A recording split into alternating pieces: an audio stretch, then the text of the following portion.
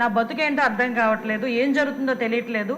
నేను మా అమ్మాయి చనిపోవడం తప్పించి వేరే దారి లేదు అని చెప్పి ఆ రోజు ఆ తల్లి కూతుర్లు ఇద్దరూ కూడా గౌరవ మంత్రివర్యుల దగ్గరికి వచ్చి బాధపడి ఏడిస్తే ఆ రోజు మంత్రివర్యులు ఒక మాట చెప్పడం, అధ్యక్ష, మన గవర్నమెంట్లోకి వచ్చిన తర్వాత గంజాయి మీద దృష్టి పెట్టాలి అంటే ఆ రోజు నుంచే ఒక కార్యాచరణ రూపొందించుకొని యువగలం పాదయాత్రలో ఏదైతే ప్రజా సమస్యల మీద గుర్తించడానికి వెళ్ళిన నేపథ్యంలో అదే రకంగా ఈరోజు మనం అధికారంలోకి వచ్చిన వెంటనే గాంజాయి మీద ఉక్కుపాదం మోపాలి అన్న ఒక థియరిటికల్గా మనందరం కూడా వెళ్ళడం జరిగింది, అధ్యక్ష. దీనిలో భాగంగానే చూస్తే నిజంగా సభ్యులు అన్నట్టుగా ఈరోజు గాంజాయి అనేది ఎలా అయిపోయిందంటే ఎక్కడో ఏజెన్సీ ఏరియాలో పండే గాంజా కాస్త ఈరోజు స్కూల్ బ్యాగ్స్లోకి వచ్చే పరిస్థితి వచ్చింది, అధ్యక్ష. స్కూల్లో పిల్లలు కూడా గాంజాయి తీసుకునే పరిస్థితులకు వచ్చేసారు. అంటే లాస్ట్ 5 సంవత్సరాలు ఇందాక సభ్యులు మన వాసు గారు మాట్లాడినప్పుడు కనీసం గాంజాయి మీద కానీ గాంజా బ్యాచ్ గురించి కానీ బ్లేడ్ బ్యాచ్ గురించి కానీ దౌర్భాగ్యం ఏంటంటే ఒక సీఎం స్థాయిలో ఉన్న వ్యక్తి ఏ రోజు కూడా ఒక రివ్యూ తీసుకోకపోవడం, ఒక ఇన్ఫర్మేషన్ కనీసం తెప్పించుకోకపోవడం, అధ్యక్ష. దీని పర్యవసానం ఏదంటే 5 సంవత్సరాలు దీన్ని క్యారీ ఫార్వర్డ్ చేసుకొని ఈ రోజు ఇంతవరకు రావడం జరిగింది, అధ్యక్ష. దీని నేపథ్యంలో ఈ రోజు ఈ గాంజాని ఇమీడియట్గా మనం అరికట్టాలి అనుకునేటప్పుడు చాలా ఎక్సర్సైజ్ చేసుకోవాల్సి వస్తుంది, అధ్యక్ష. సిస్టమ్ని కూడా మనం మళ్ళా రిపేర్ చేసుకోవాల్సిన పరిస్థితి ఏర్పడింది, అధ్యక్ష. ఇంతకుముందు గాంజాకి సంబంధించి పైనుంచి ఏజెన్సీ నుంచి కిందకు వచ్చే సిచ్యువేషన్లో ఎన్ని చెక్ పోస్టులు ఉన్నాయని నేను వైజాగ్ సిపి గారిని ఒకసారి నేను హోమ్ మినిస్టర్ అయిన వెంటనే మాట్లాడితే కేవలం 2 సీసీ కెమెరాలు ఉన్నాయి, చెక్ పోస్టులు ఉన్నాయి, దాని దగ్గర 2 సీసీ కెమెరాలు ఉన్నాయని చెప్పారు, అధ్యక్ష. అంటే చెక్ పోస్టులు కూడా పెట్టుకోలేని పరిస్థితులు అయిపోయింది. ఈ రోజు మళ్ళా తిరిగి గాంజా నిర్మూలనకి పర్టికులర్గా ఎక్కడెక్కడైతే ఏరియాస్ నుంచి అయితే మనకి ట్రాన్స్పోర్ట్ జరుగుతుందో ఆ ట్రాన్స్పోర్ట్ అన్ని ఏరియాలలోని కూడా చెక్ పోస్టులు ఏర్పాటు చేసుకున్నాం. చెక్ పోస్టుల దగ్గర సీసీ కెమెరాస్ ఏర్పాటు చేసుకున్నాం, అధ్యక్ష. ఏ గాంజా తీసుకునే వ్యక్తి కూడా ఎక్కడ కూడా తప్పించుకోకూడదనే ఉద్దేశంతోనే సర్వేలెన్స్ కింద సీసీ కెమెరాలు ఆల్రెడీ ఫిక్స్ చేస్తున్నాం, అధ్యక్ష.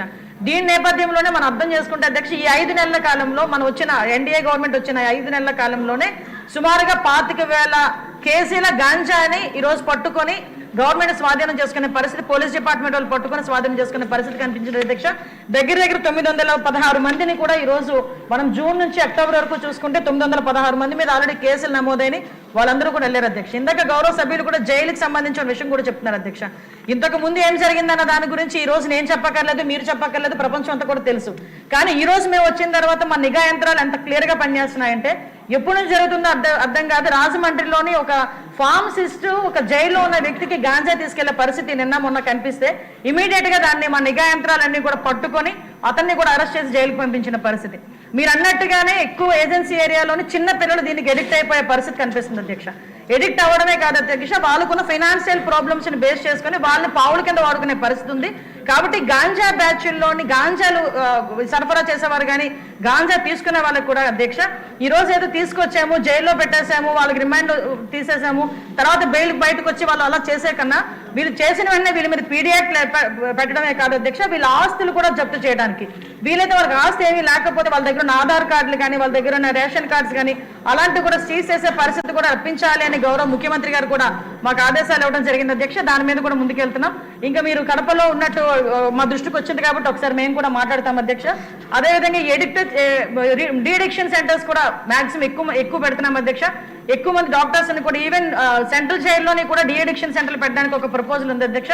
ఇందాక గౌరవ సభ్యులు అందరూ కూడా చెప్పినట్టుగా ఎక్కడా కూడా గాంజాయికి ఎటువంటి విచ్చలవిడితనం అనేది లేకుండా చాలా సీరియస్ గా తీసుకున్నారు, అధ్యక్ష. ఒక్క విషయం చెప్పి నేను ముగిస్తాను, అధ్యక్ష. ఎందుకు చెప్తున్నానంటే ఈ రోజు మేము చేయగలము అని మన గవర్నమెంట్ చేయగలము, గాంజాని అరికట్టగలము అని చెప్పడానికి గల ప్రధానమైన కారణం ఏంటంటే గాంజాకి మేము వచ్చింది ఇమీడియట్ గా దానికి ఒక సెపరేట్ వింగ్ ఏర్పాటు చేశాం, అధ్యక్ష. దగ్గర 469 మందిని స్టాఫ్ అలోకేట్ చేశాం, అధ్యక్ష. అదేవిధంగా సుమారుగా దానికి స్పెషల్ గా ఫోర్స్ ఏర్పాటు చేసుకున్నాం, వాళ్ళకి స్పెషల్ గా బడ్జెట్ ఏర్పాటు చేశాం. ఎక్కడా కూడా మిగతా డిపార్ట్మెంట్ వాళ్ళతో కాకుండా వాళ్ళు సెపరేట్ గా వాళ్ళకు ఒక అధికారాలు ఇచ్చి సర్వాధికారాలు ఇచ్చి ఈరోజు గాంజాని అరికట్టే పరిస్థితిలో మనం తీసుకొచ్చాం.